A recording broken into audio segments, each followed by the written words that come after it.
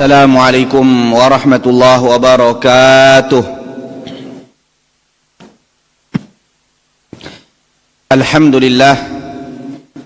Alhamdulillahilladzi sakhkhara lakum ma fis samawati wa ma fil ard wa asbagha 'alaikum ni'amahu zahiratan wa batinah. Ashhadu an la ilaha illallah wahdahu la syarika lah wa ashhadu anna Muhammadan abduhu wa rasuluhu la nabiyya ba'dah. Allahumma salli wa sallim wa barik alaihi wa ala alihi wa ashabihi ajma'in. Subhanaka la ilma lana illa ma 'allamtana innaka antal alimul hakim. Rabbi shrah li sadri wa yassir li amri wahlul 'uqdatam min lisani yafqahu qawli. Hasbunallahu wa ni'mal wakil, ni'mal maula wa ni'man nasir. Yang saya hormati pengurus Masjid Al-Hijrah Markas Sunnah Nusantara Pekanbaru, begitu juga yang saya hormati para tokoh masyarakat, alim ulama, cerdik pandai, nenek mama, para asatidzah, ustaz dan ustazah, tuan-tuan, puan-puan, abang-abang, akak-akak, adik-adik yang mungkin saya tak sebutkan satu persatu namanya. Dan juga yang saya hormati tim media Asil TV dan seluruh para penonton Asil TV dimanapun berada. Dan juga yang saya hormati tim MM Channel dan seluruh para penonton MM Channel dimanapun berada, sama ada dalam negara Indonesia, Semenanjung Malaysia, Sabah, Sarawak, Singapura, Brunei, Thailand dan lain-lain tempat yang mungkin saya tak sebutkan satu persatu namanya. Mudah-mudahan kita yang hadir pada pagi ini dan menyaksikan rancangan ini sentiasa mendapat rahmat dan taufik dari Allah Subhanahu wa taala. Amin ya rabbal alamin. Bersyukur kita pada Allah Subhanahu wa taala. Pagi ini kita kembali berada di taman-taman surga. Kata Nabi SAW, "Idza marartum bi riyadil jannah farta'u." Apabila kamu melintas taman-taman surga, singgahlah. Jangan sampai diabaikan. Maka sahabat bertanya, "Apa itu taman surga ya Rasulullah?" Nabi SAW menjawab, "Majalisul ilm." Majlis-majlis ilmu. Majlis-majlis yang membincangkan ayat Al-Quran dan hadis-hadis Nabi SAW. Ia disebut sebagai taman-taman surga. Kenapa disebut sebagai taman-taman surga? Kerana ketika ia hadir di majlis ilmu, dengar ayat-ayat Al-Quran dan hadis-hadis Nabi SAW, maka dia akan tahu apa sahaja yang Allah dan Rasulnya perintahkan dan apa sahaja yang dilarang. Kerana orang yang malas duduk di majlis ilmu, maka dibimbangkan ia banyak buat pelbagai pelanggaran-pelanggaran dalam Islam. Kenapa? Kerana mungkin kerana tak tahu atau boleh jadi tak nak ambil tahu. Oleh sebab itu kita berada di majlis ilmu, bersyukurlah jemaah. Kerana ada sebahagian jemaah kita, sebahagian kaum muslimin yang mereka susah untuk dapat majlis ilmu. Seminggu yang lepas saya ada kajian safari dakwah di Batam. Dan di antara jemaah yang di Batam itu yang hadir daripada Singapura. Dan dari negeri-negeri lain. Dan memang ada beberapa tempat yang mana mereka susah untuk mengadakan majlis ilmu. Sehingga saya sebut jemaah saya MM Channel daripada Malaysia, Singapura, Brunei, Thailand. Memang ada jemaah saya di sana yang kadang-kadang mereka susah untuk hadir di majlis ilmu. Walaupun negeri canggih, tapi kajian-kajian sunnah itu sukar untuk didapati. Akhirnya mereka selama ini hanya lihat di sosmed. Ketika saya datang ke Batam, dan Singapura pun dekat dengan Batam, yang KL pun dekat dengan Batam, akhirnya mereka hadir di sana. Untuk sampai ke Pekanbaru jauh, tapi dekat dengan sana dekat. Begitulah susahnya mereka untuk hadir di majlis ilmu. Namun di tempat kita, alhamdulillah, di Pekanbaru banyak majlis ilmu. Tinggal kita sahaja lagi yang nak ke tak nak. Fahal min muddakir. Maka Allah Subhanahu wa taala bertanya, siapa yang nak? Siapa yang nak mempelajari Al-Quran? Siapa yang nak mentadabburkan Al-Quran? Siapa yang nak menghafal Al-Quran? Itu tanya pada diri sendiri. Semoga ilmu yang kita dapat diberikan keberkatan oleh Allah Subhanahu wa taala. Amin ya rabbal alamin. Salawat dan salam kepada Nabi kita Muhammad sallallahu alaihi wasallam dengan mengucapkan Allahumma salli ala Muhammad wa ala ali Muhammad. Jemaah dikasihi oleh Allah Subhanahu wa taala, sebelum kajian ini kita mula, Sebelum kajian ini kita mula, ada beberapa peringatan yang dari saya sebagai satu pengingat. Yang pertama, bagi akhwat-akhwat yang di belakang sana yang masih pakai purdah, buka purdahnya, buka niqabnya, supaya saling kenal. Dan supaya kita tahu mana satu perempuan yang original dan perempuan jadi-jadian. Yang kedua, bagi para panitia yang mungkin ada di luar sana, dengarkan kajian juga. Jangan asyik berbincang, jangan asyik bercakap. Dan kemudian yang ketiga, bagi para peniaga di luar sana, jangan bercakap di luar. Dengarkan kajian ini juga. Supaya apa? Supaya juga mendapat benefit ilmu. Dan kemudian yang keempat, bagi akhwat-akhwat yang di belakang sana, ketika ada soal jawab, jangan bercakap, dengarkan. Kerana ilmu tu kadang daripada soal jawab. Dan yang terakhir, bagi jemaah yang nak ada soalan, sama ada berkaitan dengan tajuk ataupun di luar tajuk, no problem. Selagi saya boleh jawab, saya jawab. Yang tak boleh saya jawab, saya tangguhkan. Atau boleh nanti saya bagi pada ustaz lain. Nanti soalan dihantar jam 10.30 dah sampai di depan. Supaya apa? Supaya saya masih ada masa untuk menjawab. Jangan sampai seperti minggu lepas, yang tinggal berbaki lebih kurang 15 atau 10 menit baru dihantar soalan. Akhirnya apa? Kelang kabut, banyak soalan yang tak terjawab pada minggu lepas. Okey? Jemaah dikasihi oleh Allah Subhanahu wa taala. Tajuk kita pada pagi ini adalah janganlah engkau disedihkan. Janganlah engkau disedihkan. Tajuk ini sebenarnya adalah kutipan daripada firman Allah Subhanahu wa taala dalam surah Al-Maidah ayat yang ke-41. Surah Al-Maidah ayat yang ke-41. Jemaah yang ada Quran di belakang boleh tengok. Yang hafal Quran, alhamdulillah. Yang tengok Quran walaupun hafal Quran, itu juga syukurillah. Kalau yang tidur, innalillah. Okey? Jadi muka surat 114 itu kalau yang mushaf Madinah itu biasanya page 114. Kalau ayatnya 41, surah Al-Maidah ayat 41. Okey. Satu ayat saja kita bincangkan, tapi ayat ni separuh muka surat, separuh muka surat. Allah Subhanahu wa taala berfirman, A'udzu billahi minasyaitonir rajim. Ya ayyuhar rasul, la yahzunka alladhina yusari'una fil kufri minal ladzina qalu amanna bi afwahihim wa lam tu'min qulubuhum. Allah Subhanahu wa taala memanggil rasul. Allah memanggil rasul. Dalam Al-Quran terkadang dipanggil rasul memang tujuannya untuk rasul saja. Tapi terkadang dipanggil rasul tapi ia mewakili, rasul hanya sebagai perwakilan dan juga untuk umat-umat Rasulullah sallallahu alaihi wasallam. Seperti Allah katakan, ya ayyuhan nabiyyu idza talaqtumun nisa.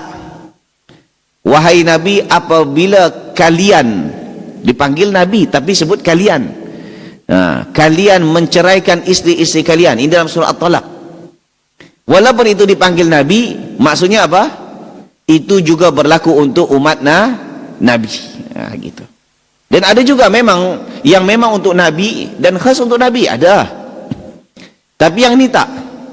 Yang ini untuk nabi dan juga umat Nabi sallallahu alaihi wasallam. Ya ayuhar rasul, wahai rasul. Yang dimaksud rasul di sini siapa? Nabi Muhammad sallallahu alaihi wasallam. Jemaah carilah dalam Al-Quran. Ketika Allah Subhanahu wa taala memanggil nabi-nabi yang lain, Allah panggil dengan nama. Ya Ibrahim, a'rid an hadza. Wahai Ibrahim, ya Musa. Ya Harun. Apa lagi? Ya Ismail. Banyak dalam Al-Quran Allah Subhanahu wa taala memanggil nabi-nabi dengan memakai dengan nabi, dengan namanya saja. Ya Musa, ya Harun. Ya Yusuf. Allah Subhanahu wa taala panggil nama nabi-nabinya dengan menyebut namanya, mention namanya betul. Tetapi padahal mereka nabi dan rasul. Tetapi ketika Nabi SAW, Nabi Muhammad SAW, Allah memanggil bukan dengan namanya. Allah panggil dengan nama gelarnya. Ya Rasul, ayyuhar Rasul, ya ayyuhan Nabi. Tak pernah disebut dengan nama ya Muhammad, tak ada dalam Al-Quran. Yang hanya adalah Muhammadur Rasulullah, Muhammad pesuruh Allah, Rasul Allah. Tak disebut ya Muhammad, tak ada. Carilah dalam Al-Quran. Ini adalah satu bentuk kemuliaan yang Allah berikan kepada Nabi Muhammad SAW, yang Allah tak bagi kepada nabi-nabi selain daripada Nabi SAW. Jadi yang disebut ya ayyuhar Rasul, wahai Rasul. Tak disebut ya Muhammad, padahal yang dimaksud adalah Rasul. La yahzunka alladhina yusari'una fil kufr. Janganlah engkau disedihkan. Disedihkan siapa? Dengan perbuatan orang-orang yang bersegera terjerumus dalam kekufuran. Minal ladzina qalu amanna bi afwahim. Daripada orang-orang yang berpura-pura di hadapan manusia, mereka mengucapkan di mulut mereka amanna, kami beriman, walam tu'min qulubuhum, dan hati mereka padahal tak beriman. Siapa tu? Di mulut cakap iman, tapi di akhirat di hati tak beriman. Siapa dia? Munafik. Di mulut cakap iman, percaya, tapi di hati mengingkari. Itu disebut dengan munafik. Dari sini kita lihat Nabi SAW bersedih. Jadi kerana Nabi SAW bersedih, Allah berikan hiburan kepada Nabi kita Muhammad SAW. Wahai Rasul, jangan kau disedihkan. Sebenarnya rasa sedih ini merupakan fitrah manusia. Betul tak? Fitrah manusia. Kita biasanya kalau disedihkan, kehilangan harta yang kita cintai, orang-orang yang kita sayangi, apa-apa yang kita sukai. Betul tak? Dalam masalah dunia, kalau hilang, kita akan bersedih. Tapi sedikit daripada umat Nabi SAW yang bersedih ketika agamanya hilang daripada dirinya. Dahulu suka baca Al-Quran, sekarang tak pernah baca Quran, tak ada rasa sedih, biasa je. Ada ramai daripada kaum muslimin tak pegang handphone satu hari, stres luar biasa, seolah-olah bumi ini runtuh. Tapi tak pegang Al-Quran, tak baca Quran satu bulan, relax je. Bahkan ada yang 1 tahun, 2 tahun tak pegang Quran, relax saja. Bahkan dah bulan Ramadan yang syahrul Quran, itu pun tak baca Quran, relax saja, tak ada rasa apa pun. Ketika emak bapaknya dihina, dirinya dihina, isteri suami anaknya dihina, dia marah. Tapi ketika nabinya dihina, dia biasa. Ketika agamanya dihina, diperolok-olokkan oleh orang lain, dia biasa. Kemana keimanan dirinya? Di mana letak iman yang ada dirinya? Adakah dia betul beriman, atau hanya bi afwahi balam tu'min qulubuhum? Di mulut cakap iman, tapi di hati tak beriman. Kerana tanda orang beriman di dalam hatinya, dia merasa bimbang dan risau ketika agamanya hilang daripada dirinya. Ketika imannya dah meleleh, ketika semangatnya beribadah kepada Allah dah mula blur, dah mula berkurang, patutnya dia risau dan sedih. Kalau orang seperti ini sedih, maknanya dia masih lagi ada iman dalam dirinya. Tapi kalau seandainya Islam yang dalam dirinya, imannya agamanya berkurang dalam dirinya, semangat ibadahnya berkurang dalam dirinya, tak ada rasa sedih dan risau, tak ada rasa stres, disoal, adakah dia betul orang beriman atau sebenarnya dia orang munafik? Jemaah dikasihi oleh Allah. Dan kita tahu bahawa orang munafik, mereka bukan satu, tapi ramai. Dengan ramainya orang munafik, dan ada di antara mereka yang mereka berbuat something yang something tersebut jatuh kepada kekufuran atau meninggalkan Nabi SAW, maka Nabi SAW bersedih. Nabi SAW bersedih. Jadi sedihnya Nabi SAW itu ada dua sebab. Yang pertama, Nabi SAW bersedih kerana takut berkurangnya orang-orang yang membantu Islam.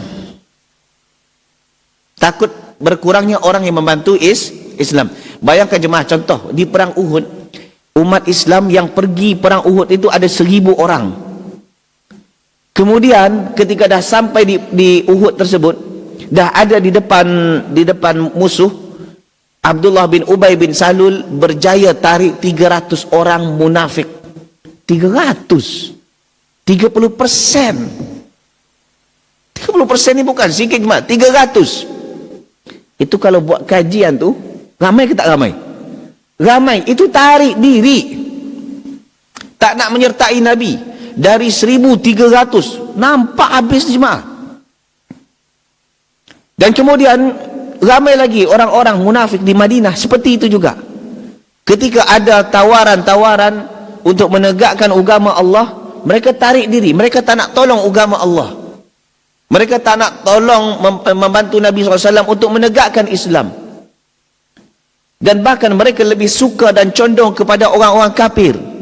Dan ini membuat Nabi SAW sedih. Sedih kenapa? Berarti sedikit yang membantu orang, yang membantu Nabi SAW, membantu agama Islam. Bayangkan 300 berkurang, kan sedih tu. Bayangkan kalau dalam kajian tu siapa pun jemaah, andaikan seorang ustaz bagi kajian yang hadir 1,000, lepas tu baru ustaz tu innalhamdalillah, lari 300 orang, baru mukadimah lari 300 orang, pasti berkecil hati ustaz tu. Nabi SAW hilang 300 orang, itu di perang Uhud, belum yang lain-lain lagi. Jadi Nabi sebenarnya risau. Risau apa? Yang pertama, risau orang yang membantu Islam itu berkurang. Bayangkan kalau semuanya munafik kembali kepada kufur, kemudian murtad, siapa lagi yang menegakkan Islam ni? Takkan Nabi sendiri? Takkan sahabat hanya beberapa orang lagi tinggal? Nabi risau jemaah. Risau Nabi tentang keadaan Islam. Padahal Nabi sendiri pun, andaikan tak berdakwah, dia dah dijamin masuk syurga. Namun dia tetap risau akan keadaan umatnya. Yang kedua, Nabi SAW bimbang dengan keadaan umatnya, sedih dengan keadaan umatnya, yang jika mereka berpaling daripada agama Allah dan mereka jatuh kepada kekufuran, akhirnya mereka dihumbankan ke dalam neraka Allah pada hari kiamat. Bimbang kalau umatnya mati bukan sebagai orang Islam. Sebab Allah Subhanahu wa taala katakan apa? Wa may yabtaghi ghairal islami dinan fala yuqbala minhu wa huwa fil akhirati minal khasirin. Barang siapa yang mencari atau memeluk agama selain daripada Islam, Allah tidak akan terima darinya. Amalannya tak akan diterima dan ia termasuk di akhirat menjadi orang rugi kerana dihumbankan ke dalam neraka Allah Subhanahu wa taala. Kerana orang yang mati dalam keadaan kafir pasti masuk neraka. Innal ladzina kafaru min ahli alkitab wal musyrikin fi nari jahannam khalidina fiha. Orang kafir daripada ahlul kitab dan orang musyrikin Mekah dan sesiapa pun, maka apabila mereka mati dalam keadaan kekufuran, mereka akan dihumbankan ke dalam neraka Jahannam dan mereka kekal dalam neraka Jahannam tersebut. Dan itulah seburuk-buruk makhluk. Bermakna Nabi SAW sedih akan dua apa tadi? Dua perkara. Siapa yang boleh tolong agama ni lagi kalau ramai orang yang kufur? Yang kedua, macam mana keadaan umatnya kalau kufur nanti masuk dalam neraka? Ini dua kesedihan Nabi SAW. Nabi tak sedih pun tak punya rumah besar. Nabi tak sedih tak punya rumah besar. Nabi tak sedih tak punya kereta mewah. Sebab yang memang dahulu tak ada kereta pun. Nabi tak sedih kehilangan dunia. Kalau kita lain, kita sedih kehilangan dunia, tapi tak sedih kehilangan agama. Mungkin di mulut kita rasa sedih, katanya di mulut kononnya ya sedih aku, tapi nyatanya tak ada pun. Kita cuba muhasabah diri sendiri ni. Kita bukan tunjuk orang atau tunjuk kawan atau tunjuk sesiapa pun. Dah berapa lama kita tak pernah baca Quran? Dalam 1 tahun berapa kali kita khatam Quran? Kalau seandainya 1 hari khatam Quran 1 tahun, itu it's okay lagi. Ada yang sampai 2 tahun, 3 tahun tak pernah khatam Quran. Ada tak rasa sedih? Atau rasa biasa je? Ketika Nabi kita SAW dihina, diejek, agama Islam, sunnah Nabi SAW diejek, apa rasa hati kita? Rasa biasa atau no problem? Ini yang perlu disoal dalam diri kita. Islam, dia tak perlukan kita. Cuma kita yang perlu akan Islam. Nabi SAW risau kalau seandainya mereka kesemuanya orang munafik ini keluar daripada Islam, kembali murtad, Nabi risau. Padahal lalu Allah Subhanahu wa taala bagi hiburan kepada Nabi, ya ayuhar rasul la yahzunkal ladzina yusari'una fil kufr. Wahai Rasul, tak payah kau risau, tak payah kau sedih, disebabkan mereka bersegera untuk berlumba-lumba kepada kekufuran. Tak perlu sedih. Yuriduna ayyutfi'u nurallahi biafwahihim wa ya'ballahu illa ayyutimma nurahu walau karihal kafirun. Mereka orang kafir berusaha nak padamkan agama Allah, tapi Allah enggan. Allah akan sempurnakan agama Allah walaupun orang kafir membencinya. Islam akan tetap tegak tanpa adanya kita. Islam akan tetap tegak tanpa adanya kita. Al-Quran akan tersebar ke seluruh alam tanpa adanya kita. Sunnah Nabi SAW akan tetap tegak di bumi Allah tanpa adanya kita. Cuma permasalahannya, ketika Islam itu tegak, sunnah Nabi SAW berjaya, di mana posisi kita? Adakah selama ini kita berada di posisi yang hanya sekedar penonton? Atau hanya sekedar atau menjadi orang yang penyokong? Atau menjadi orang yang pembenci selama ni? Soal pada diri kita sendiri masing-masing. Jadi Islam tak perlukan kita, cuma kita yang perlu Islam. Itu yang kata Allah dalam Al-Quran, wala tamutunna illa wa antum muslimun. Jangan kalian mati kecuali kalian menjadi seorang muslim. Islam tak perlu kita, tapi kita yang perlu Islam. Kemudian Nabi SAW, dengar ni, Nabi SAW begitu risau dengan keadaan umatnya yang akan dihumbankan ke dalam neraka kalau seandainya kembali kepada kekufuran. Begitu sayangnya Nabi SAW, padahal kita ni jemaah, kita ni tak ada hubungan darah pun dengan Nabi. Betul tak? Tak ada hubungan darah pun dengan Nabi, tapi Nabi risau dengan keadaan kita. Adapun orang-orang yang mengaku saya ada keturunan darah dengan Nabi SAW, itu belum tentu keturunan Nabi. Entah keturunan Yahudi, cuma hidungnya mancung, kita hidungnya penyet. Tu je bezanya. Sekarang ni orang Nusantara ni sedang kena tipu je mah. Nampak je hidung mancung sikit, lepas tu dia mengaku keturunan Nabi, dah terus percaya. Apalagi buatlah cerita dongeng sikit, dia boleh terbang ke sana kemari, terus dia percaya. Tapi alhamdulillah orang Melayu tak percaya, orang Pekanbaru tak percaya, bermakna orang Pekanbaru masih waras. Begitu sayangnya Nabi SAW kepada kita. Tapi ada tak kita sayang kepada sunnah Nabi? Ada tak sayang kita kepada Nabi? Ustaz, kita sayang kepada Nabi SAW kerana kita nak masuk surga. Apa buktinya? Kami selalu mengadakan Maulidur Rasul setiap tahun. Itu buktinya. Berapa ramai orang yang hari ini solat jarang-jarang, ke masjid apatah lagi, kemudian baca Quran apatah lagi, merokok itu dah jadi hobinya, amalan-amalan selalu bercanggah dengan sunnah, income banyak berasal daripada yang haram, daripada riba, ghish, zulm dan lain-lain. Kemudian dengan hanya sekedar meraihkan Maulidur Rasul setahun sekali, Yang itu pun terkadang bercampur dengan ikhtilat dan joget-joget, kemudian berharap mendapat syafaat Nabi SAW, lalu dapat surga. Tak semudah itu kawan. Tak semudah itu masuk surga. Bukankah Allah Subhanahu wa taala sebutkan dalam surah Al-Baqarah, am hasibtum an tadkhulul jannah wa lamma ya'tikum mathalul ladzina khalau min qablikum massatumul ba'sa wad dharra wa zulzilu hatta yaqula ar-rasul wal ladzina amanu ma'ahu mata nasrullah ala inna nasrallahi qarib. Apakah kamu kira kamu boleh masuk ke dalam surga dengan senang gitu saja, sementara belum datang kepadamu apa yang menimpa seperti mana yang menimpa kepada orang-orang sebelum kamu? Apa yang menimpa mereka? Mereka kemusnahan harta, masatumul ba'sa wad dharra, kehilangan orang-orang yang mereka cintai, dan kemudian rasa takut kerana ancaman musuh, sampai-sampai Rasul dan orang beriman bersama mereka ketika itu mengatakan, bila datangnya pertolongan Allah? Ala inna nasrallahi qarib. Ketahuilah bahawa pertolongan Allah sangat dekat. Begitu beratnya musibah yang menimpa mereka.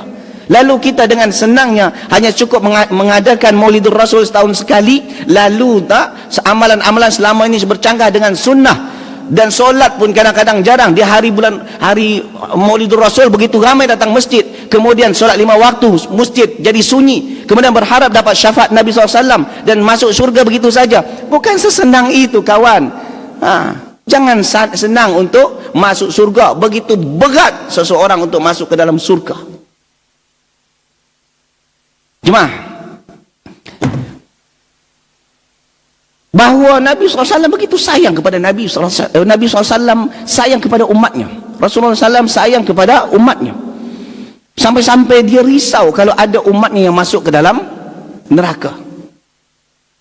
Bahkan sayangnya Nabi itu melebihi sayang emak bapak kepada anaknya. Cuba perhatikan, berapa ramai emak bapak yang ketika anaknya, kalau anaknya tak sekolah dia stres, anaknya tak dapat kerja dia stres. Tapi kalau anaknya tak solat subuh, macam mana? Stres tak? Bahkan ada anaknya yang ketika balik contoh tertidur pagi, dia tak kejutkan. Alasannya apa? Kasihan dia penat balik kerja, semalam lambat balik. Ada rasa penat. Tapi cubalah, kalau seandainya walaupun anak tu penat dan time tu dah waktu masuk kerja, engkau tak kerja ke? Engkau tak kerja, kau terlambat ni ada. Betul tak? Ini banyak kes ni berlaku. Anaknya tak sekolah lambat, dia marahkan. Tengok dah terlambat kita. Anaknya tak kerja, tengok kau dah lambat kerja ni. Tapi anaknya tak solat, kasihan, biarlah dia terpenat. Dia penat semalam. Bahkan anaknya lepas solat pun rasa biasa. Anaknya mendedahkan aurat dia biasa. Isterinya mendedahkan aurat dia biasa. Tak ada rasa risau daripada hatinya. Bermakna dia sebenarnya tak sayang pada isterinya, dia tak sayang pada anaknya, tak sayang pada keluarganya. Rasulullah sayang kepada kita semua. Walaupun Nabi tak pernah tengok kita, tapi Nabi sayang pada kita. Yang kita kadang-kadang parents ni selalu tengok anak tapi tak sayang pada anak. Tanda orang tua yang sayang pada anak, maka dia akan berusaha menyelamatkan anaknya daripada berbuat something yang boleh menyebabkan mereka dihumbankan ke dalam neraka Allah. Itu tanda sayang. Kalau seandainya seorang orang tua parents membiarkan anaknya melakukan something yang boleh menyebabkan mereka dicampakkan ke dalam neraka, dia rasa relax saja, itu adalah orang tua yang jahat. Orang tua yang jahat, yang tak sayang pada anaknya.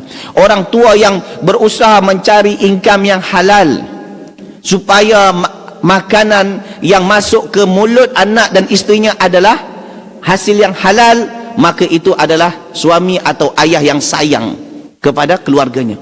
Tapi kalau seandainya seorang ayah yang bagi apa saja yang anaknya nak, yang isterinya nak, dia bagi juga, tapi sementara dia ambil daripada income yang haram, maka itu adalah suami atau orang tua yang tak sayang kepada anaknya, kepada keluarganya. Nabi risau kalau ada umatnya yang masuk ke dalam neraka Allah, padahal itu orang munafik. Kemudian seterusnya, Nabi juga risau dengan perangai orang Yahudi. Perangai orang Yahudi. Wa minal ladzina hadu, perangai orang Yahudi. Kita selalu berdoa dalam solat. Dan itu tak pernah tinggal bagi orang yang rajin solat. Yang tak solat memang tak pernah lah. Yang solat pasti akan baca. Doanya tak kurang 17 kali satu hari dengan doa yang sama. Dan orang tak pernah bosan-bosan dengan doa ini. Imam, makmum, solat sendiri selalu baca doa ini. Apa dia? Ihdinas siratal mustaqim, siratal ladzina an'amta alaihim, ghairil maghdubi alaihim waladdallin. Betul tak? Pernah tak ada makmum yang komplain? Imam sini selalu di mana-mana Al-Fatihah, situ Al-Fatihah, Al-Fatihah. Ada tak? Tak pernah komplain. Cuma kalau ayatnya itu saja baru komplain dia. Katanya konon hafal 30 juzuk, tapi setiap solat baca Wadduha dengan Alam Nasrah. Dah tu nanti kalau surah pendek sikit lagi Inna A'tayna wal Asri. Jadi surah-surah Asy-Syu'ara, surah Az-Zumar, surah Ghafir tak pernah dibacakan. Kita pun risau juga, ini hafal Quran atau hapus Quran? Banyak ni. Banyak masjid-masjid yang kononnya, imam kita ni hafiz Quran. Saya kalau orang cakap macam tu, hafiz Quran atau hapus Quran?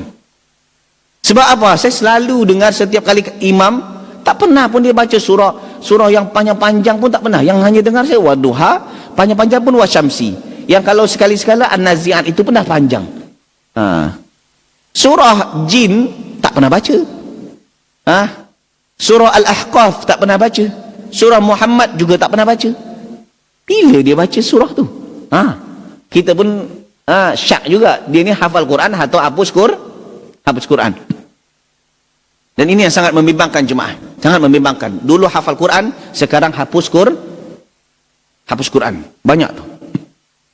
Saya selalu bagi nasihat kepada santri-santri sini juga macam tu. Ingat, Al-Quran ini sangat cepat hilangnya. Oleh sebab itu jaga. Dan bagi parents yang di belakang muslimat, jaga jika anak punya hafalan Quran, jaga hafazannya. Bantu dia untuk merajaah. Jadi jemaah dikasihi oleh Allah, dalam solat kita meminta kepada Allah supaya Allah jangan bagi kita jalan yang maghdub, jalan orang yang dimurkai oleh Allah. Siapa dia? Jalan Yahudi. Ternyata 1400 tahun yang lepas Allah dah sebutkan tentang sifat-sifat Yahudi yang jangan kita tiru. Ini sebenarnya qabulan doa kita, mustajabnya doa kita. Dan kita selalu minta, jangan ghairil maghdubi alaihim. Ya Allah, bukan jalan yang orang-orang yang kau murkai. Maksudnya jalan Yahudi. Jalan Yahudi itu macam mana? Kita kan tak tahu kan? Kita ingatkan, Allah tak kabulkan doa kita. Allah dah kabulkan doa kita ternyata. Dah 1400 tahun. Banyak dalam surah Al-Baqarah, surah Al-Imran, surah An-Nisa, surah Al-Ma'idah. Banyak justru surah lain Allah menceritakan tentang perangai atau tabiat orang Yahudi yang kita jangan meniru mereka. Sebab kata Nabi sallam, man tashabbaha biqaumin fahuwa minhum. Siapa yang menyerupai satu kaum, maka Allah akan masukkan ia ke dalam golongan kaum tersebut. Ni Allah sebutkan perangai orang Yahudi. Ini di antaranya. Bukan ini saja, banyak, tapi ini di antaranya. Jangan sampai sifat ini ada dalam diri kita. Apa perangainya? Sama'una lil kadhib. Mereka suka mendengar berita-berita bohong. Mereka suka mendengar berita bohong dari pendeta-pendeta mereka, dan juga mereka juga suka menyampaikan berita-berita bohong tentang Rasulullah SAW kepada pendeta mereka. Faham? Saya ulang balik. Orang Yahudi suka mendengar berita bohong, cerita tipu tu suka. Dan ramai sekarang umat Islam yang macam tu. Cerita Al-Quran, ni Al-Quran, ini hadis, tak suka dia. Tapi kalau cerita halu, seronok dia dengar. Kalau cerita halu, tok guru dia pergi ke Madinah, tiba-tiba sampai di Madinah, kuburan Nabi bergetar, keluarlah Nabi cium lutut tok guru dia. Itu percaya dia tu, itu suka dia. Ini karomah yang diberikan Allah untuk tok guru kita. Cerita tipu macam ni suka. Tapi kalau cerita Al-Quran, Allah berfirman dalam Al-Quran, tak relevan. Ini hadis Nabi SAW, tak main, tak menarik. Cerita bohong suka, cerita Quran dan hadis tak suka. Maknanya dia dah buat perangai macam Yahudi. Walaupun kononnya cinta Nabi, tapi buat perangai macam Yahudi. Macam tu syaitan. Syaitan nak gelincirkan anak cucu Adam seperti itu. Dia tarik orang untuk suka mendengar berita bohong, cerita dongeng, cerita halu, tapi anti alergi mendengar dalil dari Al-Quran dan Sunnah Nabi SAW. Alergi. Kalau dah sebut dalam Al-Quran, hadis Nabi SAW, sikit-sikit agama, sikit-sikit agama, semuanya nak dikaitkan dengan agama. Kan pernah orang macam tu? Ini tak benarkan dalam syariat Islam kita, dalam Al-Quran ada seperti ini, dalam hadis seperti ini, sikit-sikit agama. Ini masalah dunia, bro. Jangan kaitkan semua benda masa dengan agama, sempit dunia ini. Gitu dia. Ada yang punya statement seperti itu. Tapi statement seperti ini merupakan statement dari mana? Statement orang-orang yang dah terkesan dengan sifat-sifat Yahudi. Mereka suka mendengar berita bohong. Kalau ada tok guru dia, pendeta-pendeta dapat berita, cerita bohong, itu dipercaya tu. Kalau ada cerita daripada Allah, iaitu Al-Quran, maka mereka tak terima. Ini Yahudi. Ternyata ada juga diminati oleh segelintir kaum muslimin hari ini. Dan mereka bukan hanya dengar cerita bohong dari pendeta mereka, dan bahkan apa-apa saja tentang Nabi SAW disampaikan kepada pendeta mereka dengan cerita yang tak sebenarnya. Muhammad tu seperti ini, Muhammad tu seperti ini, Muhammad seperti ini. Padahal tak ada pun. Dan pendetanya menerima. Kemudian sama'una liqaumin akharina lam ya'tuk. Mereka suka mendengar berita-berita tentang Nabi SAW, padahal orang tersebut tak pernah jumpa Nabi SAW, tak pernah bergaul dengan Nabi.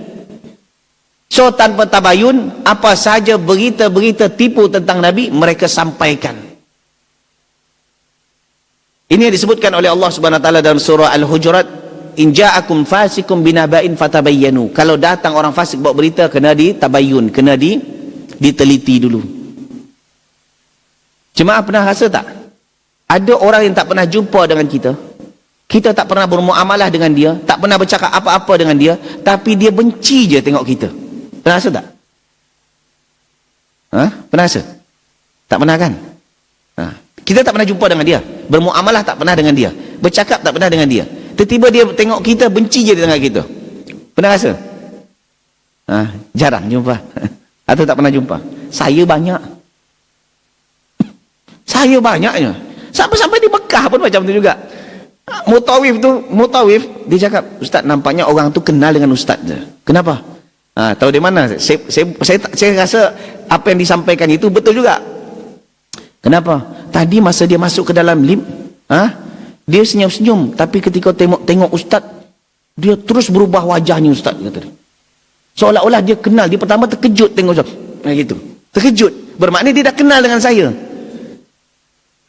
Dia dah kenal dengan saya, tapi akhirnya terkejut, langsung pasang muka.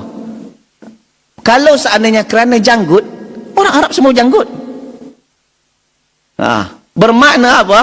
Kajian saya sudah sampai pada dia. Mungkin ketika kajian saya terkedah batang hidungnya. Semalam saya buat ada masa di Bangka, di Pangkal Pinang. Saya ada safari dakwah di Pangkal Pinang.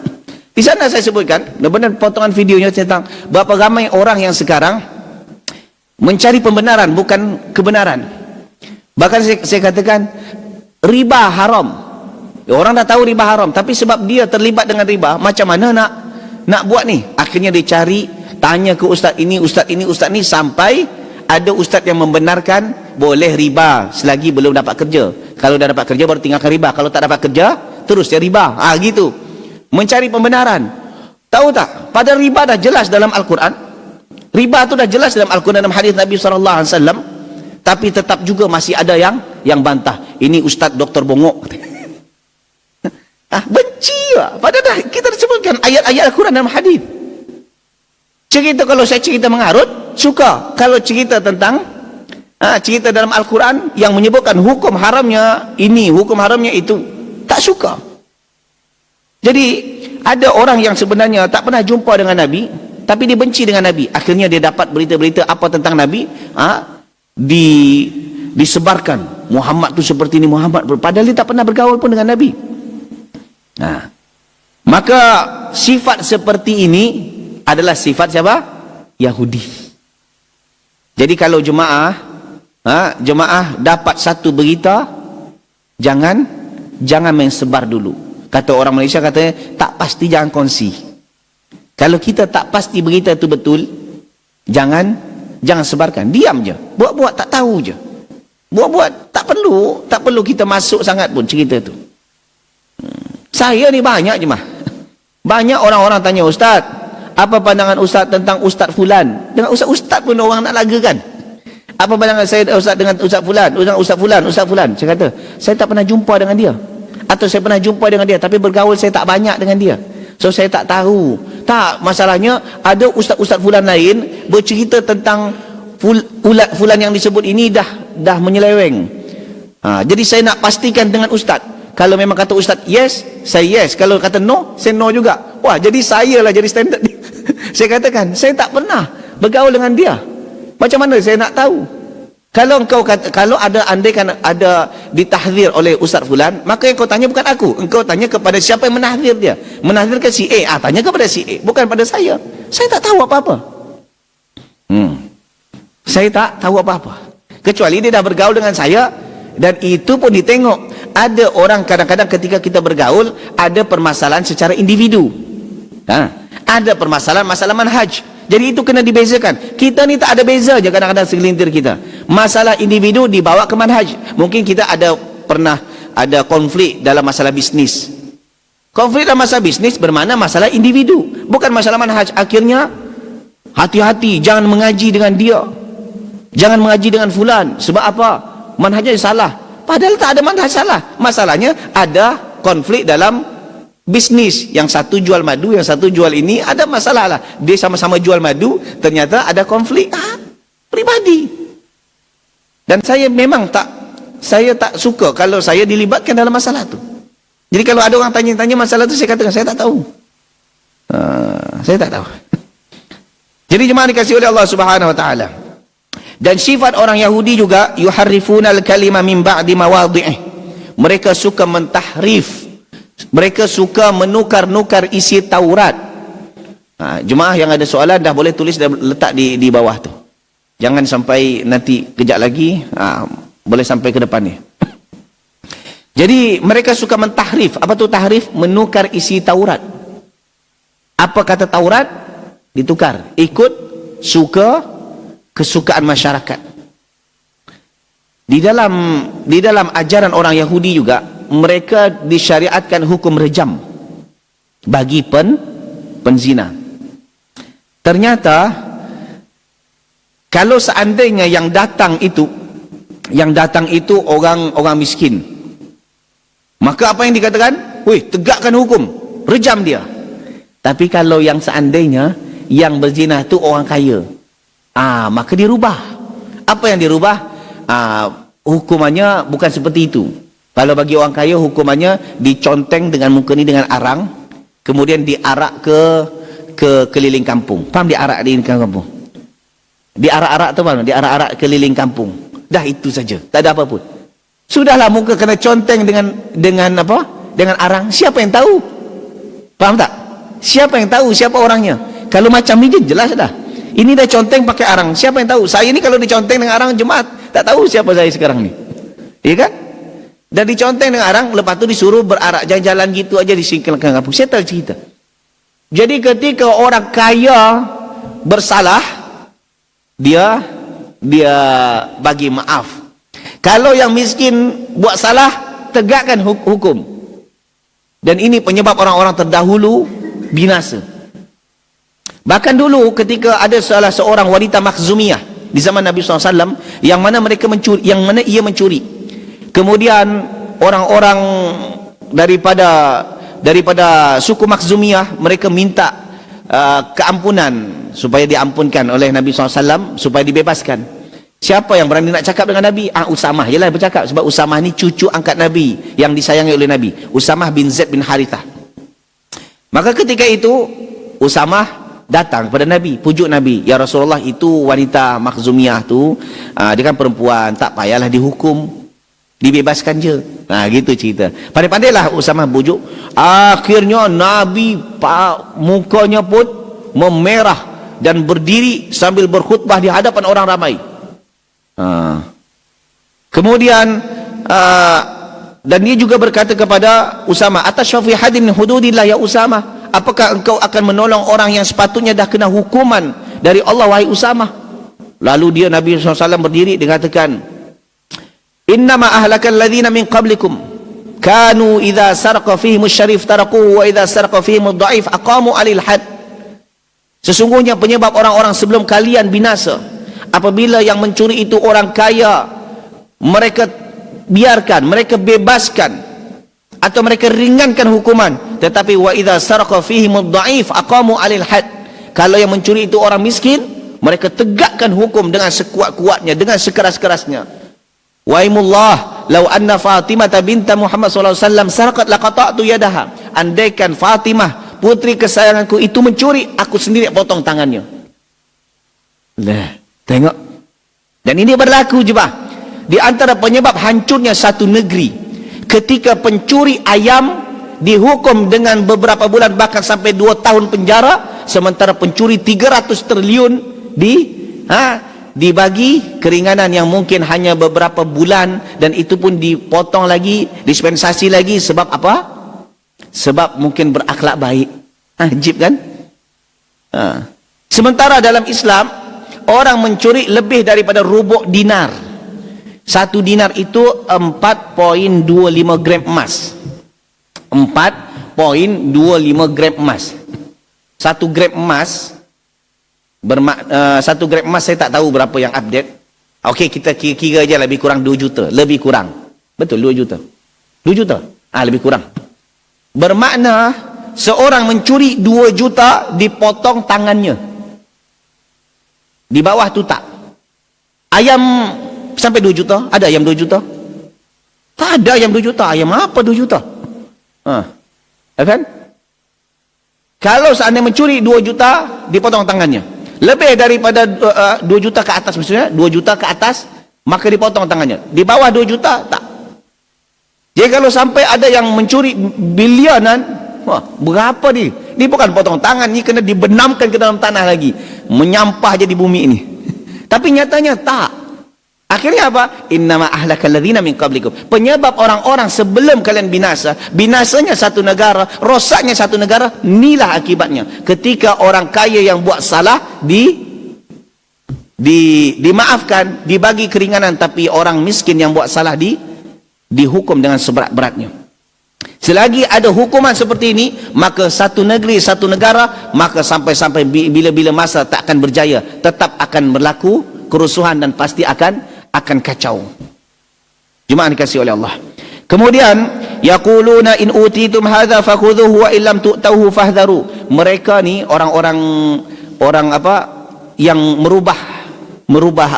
merubah isi Taurat. Mereka katakan apa? Jika didatangkan kepada kalian Taurat yang sudah ditahrif, yang sudah dirubah, ambil. Tetapi kalau yang bukan dari kami, jangan diambil. Padahal yang disuruh ambil tu apa?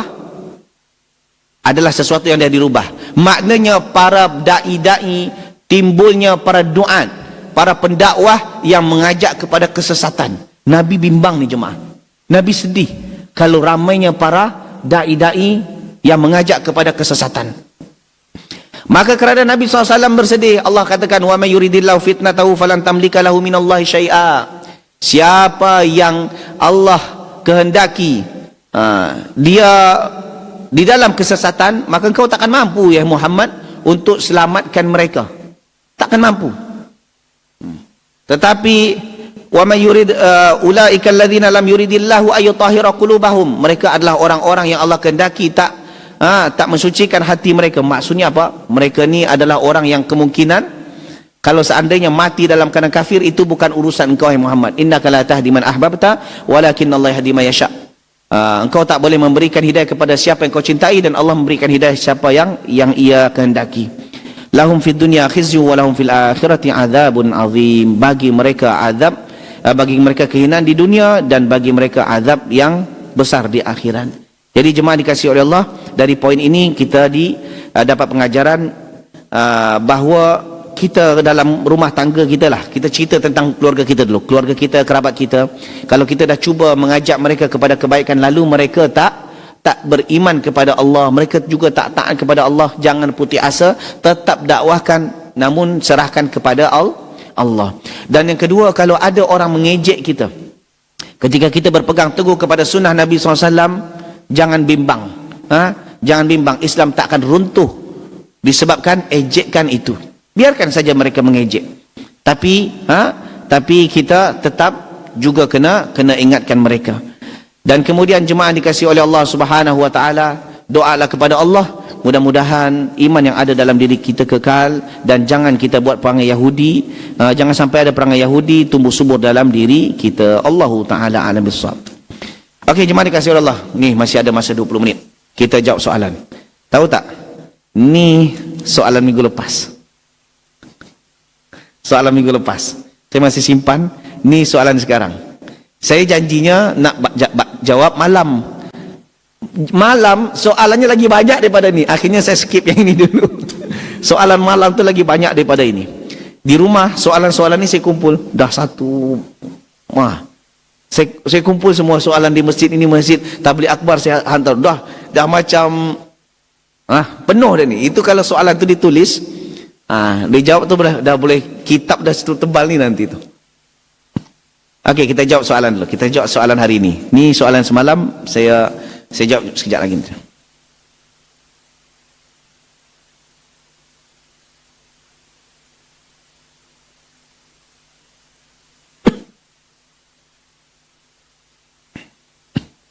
Bismillah. Berdosakah seorang isteri jika meminta uzur kepada suaminya untuk melewatkan mabitnya, iaitu jatah malam dalam waktu beberapa lama kerana ingin introspeksi diri dan ingin berkhalwat dengan Allah sebab khawatir tidak dapat melayani dengan baik? Syukran. Yes, tak boleh. Ini bukanlah uzur. Ini bukan uzur syar'i.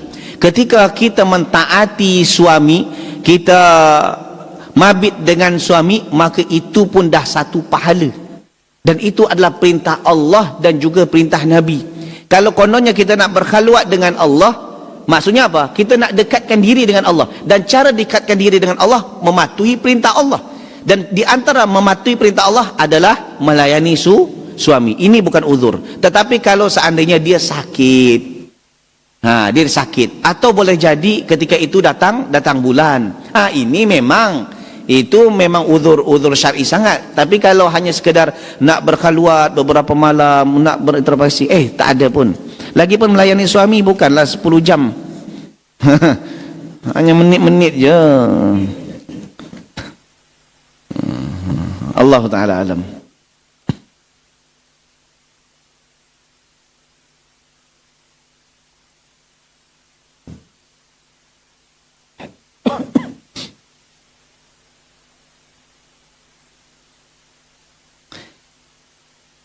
Assalamualaikum Ustaz. Waalaikumsalam warahmatullah. Semoga Ustaz dan keluarga sihat-sihat. Amin. Izin bertanya Ustaz, sila. Bagaimana hukumnya dalam syariat kita apabila kita menyumbang makanan buat orang yang mengadakan acara Maulid Nabi Muhammad sallallahu alaihi wasallam? Nabi sallallahu alaihi wasallam menyuruh kita memperbanyak bersedekah. Maka di antara amalan yang boleh masukkan kita masuk ke dalam surga adalah sedekah. Kata Nabi SAW, at'imut afshus salam wa at'imut ta'am wasilul arham wasallu billaili wan nasun yam tadkhulul jannata bisalam. Sebarkan salam, bagi orang makan, kemudian solat malam dan sambung silaturahim dan solat malam, kamu masuk surga dengan selamat. Jadi memberikan makan kepada orang, siapa pun, orang kaya ataupun orang miskin, ini boleh, tak ada masalah. Cuma kalau kita memberikan makanan atau menyumbang sesuatu kepada perkara-perkara yang semana perkara ini tak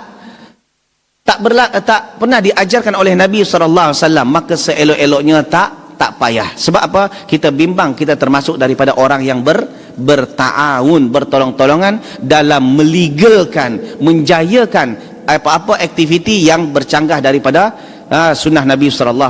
Allah Ta'ala alam bissawab.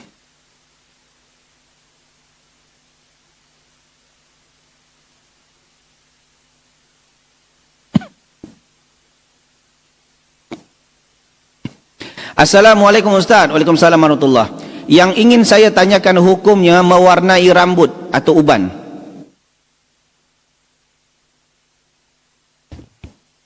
Nak dengar kajian pula Suilan.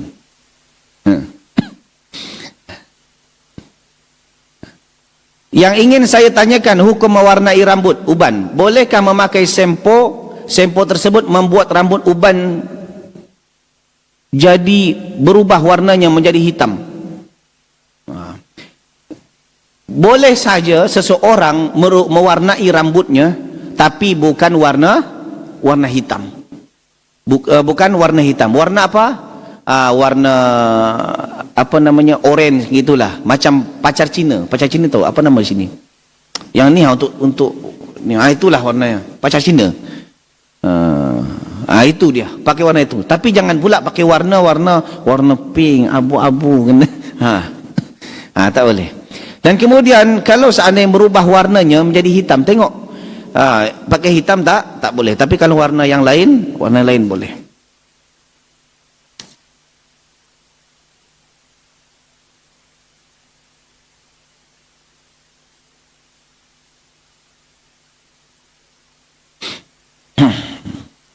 Susah kali soalan. Tulis yang cantik lah.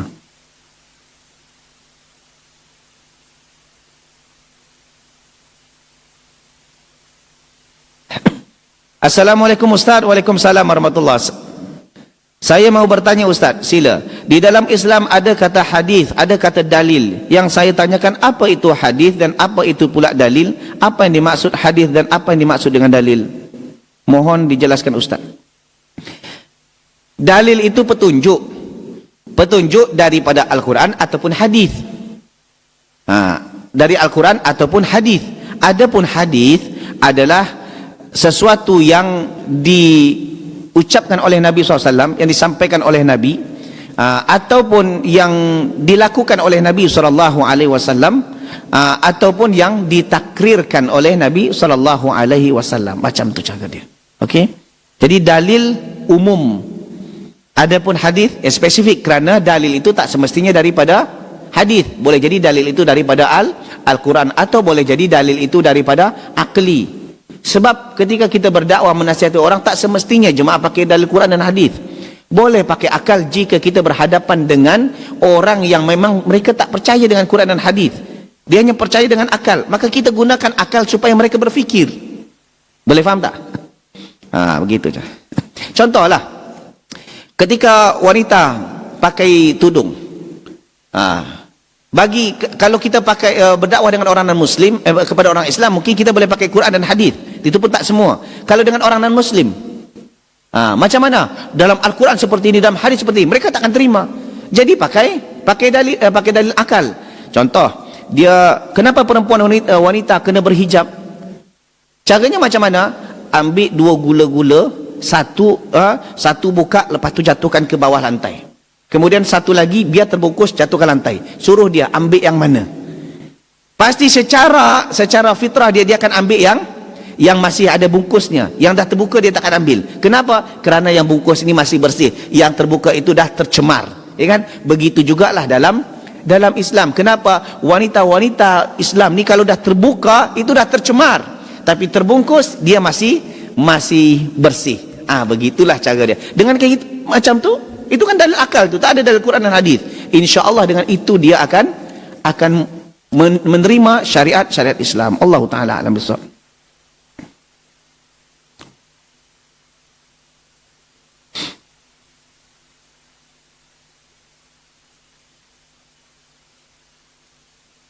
Assalamualaikum Ustaz. Waalaikumsalam warahmatullahi. Ana ingin bertanya, apa perbezaan amal dengan ibadah? Beserta contohnya. Pakai contoh pula. Ini macam exam aja nampak. Macam ujian. Sebutkan dengan contohnya. Kan macam. Apa beza amal dengan ibadah? Amal itu pekerjaan. Amal itu pekerjaan, perbuatan. Apa saja. Boleh jadi perbuatan yang baik, ada perbuatan yang buruk. Perbuatan itu disebut dengan amal saleh atau amal sayyiat, amal yang buruk. Jadi secara umum, adapun ibadah sesuatu perkara yang dibuat memang tujuannya untuk menta'abbudkan, untuk mengibadati Allah Subhanahu wa taala, mengesakan Allah. Itu ibadah. Jadi amal tu lebih umum, ibadah lebih spesifik. Ibadah bahagian daripada amal, tapi setiap amal belum tentu ibadah. Boleh faham? Ni saya sekarang ni pegang handphone, kita tengah beramal ni. Tapi amal apa nah? Kalau saya buka baca Quran jadi amal soleh. Jadi ibadah. Tapi kalau saya buka TikTok yang terkija-kija jadi amal sayiat, jadi maksiat. Tengok. Gitu, itu contohnya. Kadang soalan tu macam anak budak tadika aja gitu.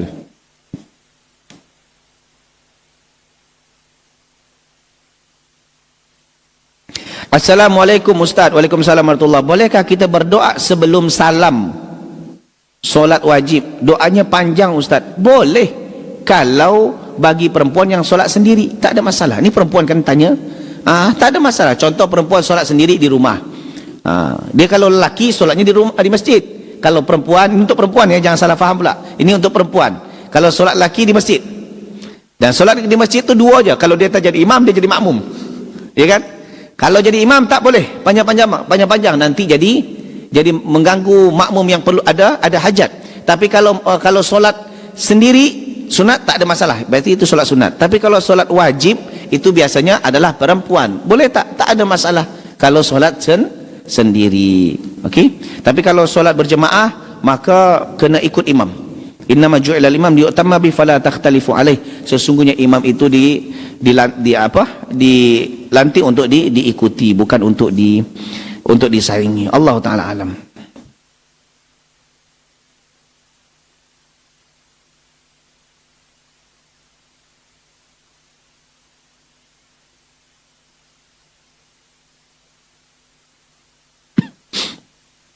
Assalamualaikum Ustaz. Waalaikumsalam warahmatullahi. Afwan, izin bertanya Ustaz, sila. Dulu suami bekerja dengan orang non-Muslim selama 15 tahun. Tidak digaji, hanya dikasih uang makan saja. Wow, sabarnya orang ni. 15 tahun, bukan 15 hari. Kalau 15 hari, it's okay. Ini 15 tahun. Hanya dikasih uang makan. Kalau dihitung-hitung adalah 50 juta lebih. Oh, nanti bagi-bagi ya. Kalau itu harta akhirat ya Ustaz. Tapi bagaimana kalau dia non-Muslim? Apa dapat kita pahala dari dia? Kalau apa sahaja barang kita yang diambil orang atau gaji kita yang tak dibayar oleh orang lain, dia akan kembali kepada kita di akhirat. Dari mana? Dalam bentuk pahala. Kalau seandainya dia orang non-Muslim, pahala apa benda? Dosa kita berkurang, diambil, dibagi kepadanya. Fa in faniyat hasanatu qabla ayyuqda alaih ukhidha min khatayahum faturihat alaih thumma turiha finnar. Diambil dosa kita ni, dibagi kepada orang tu. Akhirnya apa? Orang tu sudahlah tak ada amal soleh, tambah lagi dosanya bertambah, maka ia pun dihumban ke dalam neraka Allah Subhanahu wa taala. Okey? Allah taala alam. Kita jawab sikit. Soalan-soalan susah tunggu dulu jawab. Yang ni senang-senang aja jawab.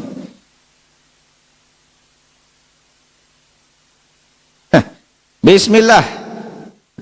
Bila kita nginap di hotel akan dapat sarapan yang beraneka ragam.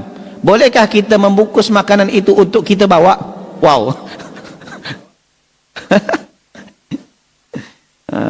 Nampak banyak ni. Ni banyak yang mewakili sana. Bergantung kepada TNC hotel. Segelintir hotel ada yang membenarkan. Nak bawa, tak ada masalah, boleh. Ada sebahagian TNC memang tak boleh. Boleh makan puas-puas dalam hotel, tapi tak boleh dibawa. Ada. Jadi bergantung kepada peraturan setempat.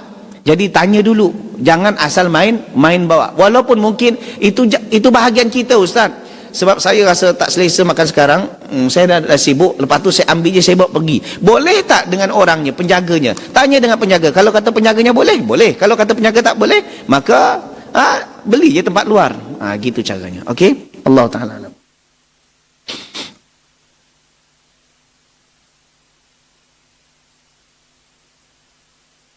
Assalamualaikum Ustaz. Waalaikumsalam warahmatullahi. Ni soalan semalam ni, minggu lepas ni. Assalamualaikum Ustaz. Waalaikumsalam warahmatullahi. Afan, anda mau tanya, sila.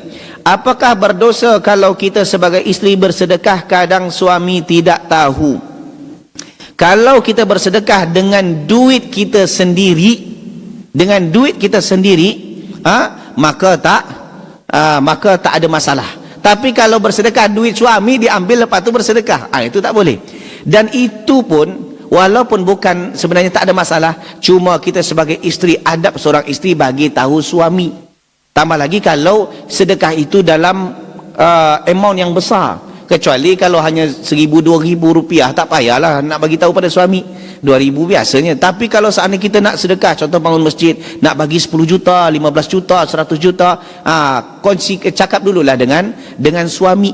Walaupun itu duit kita, sebagai satu adab. Dan ini ada benefitnya.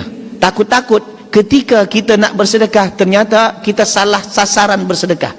Atau boleh jadi kita nak bersedekah ketika kita tengah dihipnotis. Ada orang niatnya nak bersedekah, ternyata ia tengah dihipnotis dengan orang penipu. Nak sedekahlah banyak-banyak, ternyata itu salah, itu orang lain. Suami yang menyedarkan. Ada kes seperti ini. Jadi dengan kongsi kepada bagi tahu kepada suami, maka insya-Allah itu ada benefit yang sangat besar. Allah taala alam bissawab. Assalamualaikum Ustaz. Waalaikumsalam warahmatullahi. Izin bertanya Ustaz, sila. Bagaimana hukumnya menggunakan masjid atau musallah untuk acara pernikahan? Kerana masjid milik jemaah umat. Kerana di masjid ada listrik dan air. Di masjid, dalam masjid apa di luar masjid? Kalau dalam masjid buat akad nikah, tak ada masalah akad nikahnya. Tapi kenduri jangan. Kenduri, tahu kenduri? Walimahnya, pestanya, itu jangan. Sebab nanti akan mengotorkan dalam masjid. Dan nanti banyak orang yang buat dalam masjid itu adab-adab yang tak baik. Sebab orang kalau masuk masjid, idza dakhala ahadukum masjid fala yajlis hatta yusalli rakaatain. Masuk masjid kena solat tahiyatul masjid. Nanti orang tu masuk je tanpa solat. Banyak perkara pelanggaran-pelanggaran. Maka jangan buat dalam masjid. Tapi kalau dalam dataran masjid, tempat parking masjid, tak ada masalah. Jika pertama dengan syarat, pertama dapat izin daripada pengurus. Yang kedua, keluarkan duit untuk masjid, untuk sebagai iuran elektrik, kemudian api air, dibayarkan, bayar seperti itu. Dan bagi lebih, jangan kedekut sangat, bagi lebih. Okey, Allah taala alam bissawab.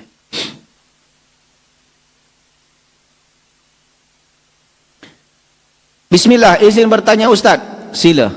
Kalau kita diundang dengan keluarga kita, tinggal serumah dengan anak dan cucu, tanya, bolehkah kita datang dengan anak dan cucu kita? Apa ni? Kita diundang dengan keluarga kita, tinggal serumah. Apa ni? Ini diundang apa sebenarnya? Diundang kahwin apa?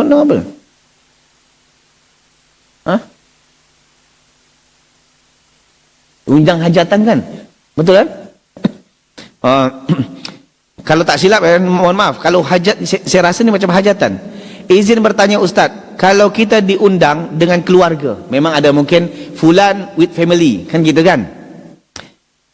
Keluarga kita tinggal serumah dengan cucu, bolehkah kita datang dengan anak dan cucu sekali? Family ni adalah family inti. Contoh, kita dengan suami, itu maksud familinya. Kalau seandainya dia punya anak kecil, itu dengan anak kecil. Jangan bawa cucu, bawa sepupu, jangan. Satu kampung dibawa, ini keluarga saya ni, memang keluarga saya semua. Tak boleh. Ini bankrupt orang walimatul urs. Kita jemaah, kita lah, kalau tak dijemput, suatu majlis kita tak dijemput, kita tak boleh datang.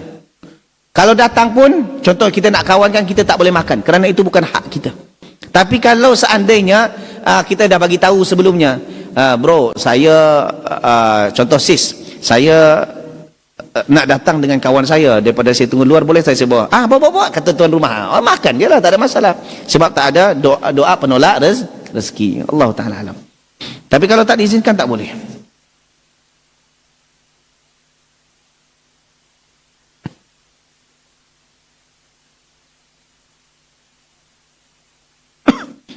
Assalamualaikum Ustaz. Waalaikumsalam warahmatullahi. Bagaimana dengan orang, izin bertanya Ustaz, sila. Bagaimana dengan orang yang punya usaha namun memakai kenderaan roda 2 dan laptop pribadi pegawai? Hal ini sudah berlangsung bertahun-tahun tanpa ada kompensasi. Pegawai ini tidak berani menolak kerana sungkan, kerana sebelumnya sudah berlaku seperti itu.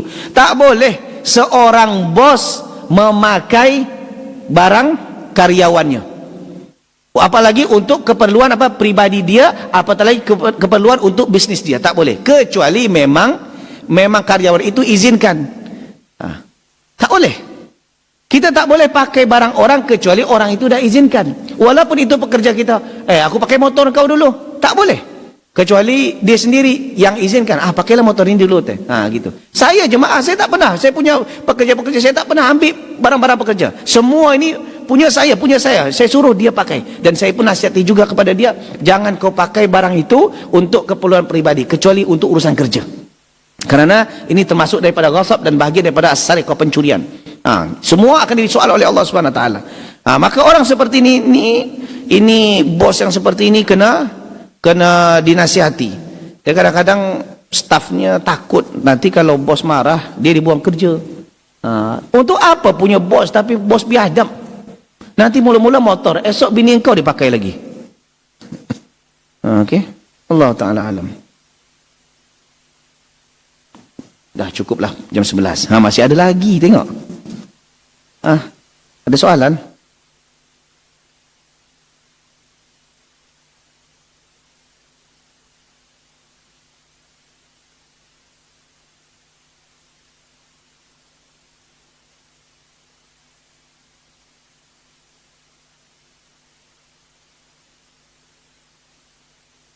Ni saya jawab dari MM Channel sekejap je. 2 minit saja. Assalamualaikum Ustaz. Waalaikumsalam warahmatullahi. Afwan, ana mau bertanya, sila. Apakah boleh suami yang poligami tapi satu rumah dengan 2 isteri? Ini suami miskin namanya. Ini ailun mustakbir, orang miskin yang sombong. Kalau dia nak poligami, konsekuensinya kena siapkan. Kau siap apa? Isteri pertama ada rumah, isteri kedua ada rumah. Ni tak mampu, lepas tu dibenamkan dalam satu rumah. Ini tak boleh ni jemaah. Pertama apa? Pertama, ini akan menyebabkan banyak hak-hak isteri kedua atau isteri satu yang terjejas. Dan kemudian yang kedua akan banyaknya pergaduhan. Namanya selalu bertemu kan? Selalu bertemu nanti akan bergaduh. Dan setahu saya lah, belum ada seorang isteri, apalagi isteri pertama, yang redo 100% dari hatinya yang terdalam suaminya poligami. Saya belum pernah jumpa. Kecuali itu adalah isteri kedua, isteri ketiga, dia redo, itu biasa sebab dia pun dah dimadu. Ini masalahnya, ini isteri pertama yang redo 100%. Kalau dia katakan redo, itu hanya di mulut, di hati belum tentu. Setahu saya, entah kalau yang di belakang ni ada yang redo, ni ada suami sini, dengar dia redo tak, buat lagi, gitu. Okey, Allah Ta'ala alam.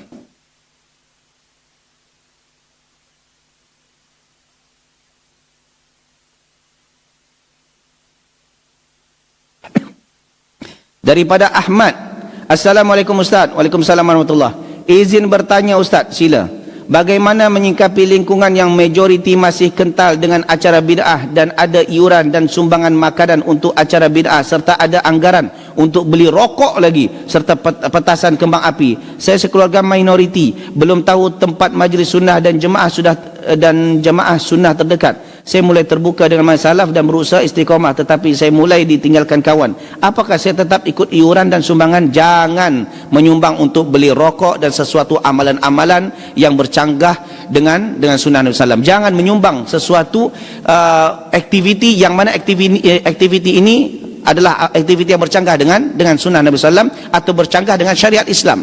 Kerana apa yang kita belanjakan, duit yang kita keluarkan, itu semuanya akan disoal oleh Allah. Min aina iktasabah wa fima anfaqah. Dari mana kau dapat duit dan ke mana kau belanjakan, akan ditanya oleh Allah. Apatah lagi sumbangan tersebut nanti digunakan untuk beli rokok lagi, beli macam-macam lah perbuatan-perbuatan yang haram. Ini tak boleh.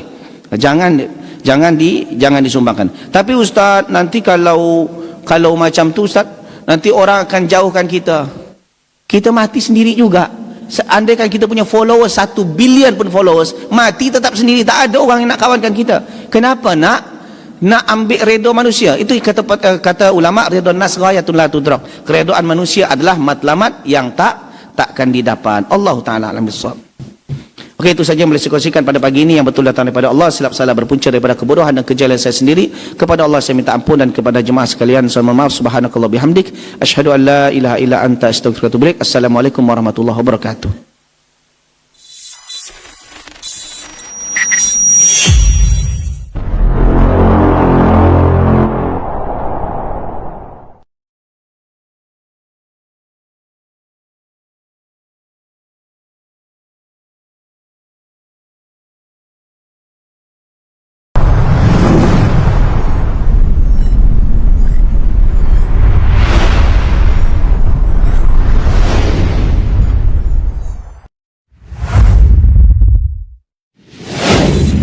Assalamualaikum warahmatullahi wabarakatuh. Saudara-saudariku, para pemirsa Hasil TV dimanapun Anda berada, rahimani wa rahimakumullah. Semoga antum selalu berada dalam lindungan Allah Tabaraka wa Ta'ala, dan semoga kesehatan, keberkahan, rahmat dan nikmat Allah Tabaraka wa Ta'ala selalu meliputi Anda semuanya. Masyarul muslimin, masyarul muslimat, dakwah merupakan sebuah tugas bersama dari umat Nabi kita tercinta Muhammad sallallahu alaihi wasallam. Allah tabaraka wa taala menyuruh kita untuk meninggikan agama Allah tabaraka wa taala dengan kemampuan yang kita miliki. Yang mampu dengan ilmunya, berdakwah dengan ilmunya. Yang mampu dengan tenaganya, berdakwah dengan tenaganya. Yang mampu menyumbangkan waktunya, demikian juga yang mampu dengan hartanya, maka berdakwah dengan harta itu. Saudara-saudariku, para pemirsa Hasil TV dimanapun Anda berada, pada kesempatan yang berbahagia ini saya mengajak Anda, pemirsa Hasil TV dimanapun berada, para pencinta Hasil TV dimanapun berada, untuk meringankan beban operasional yang dibutuhkan oleh Hasil TV di dalam mengemban suara dakwah yang agung ini.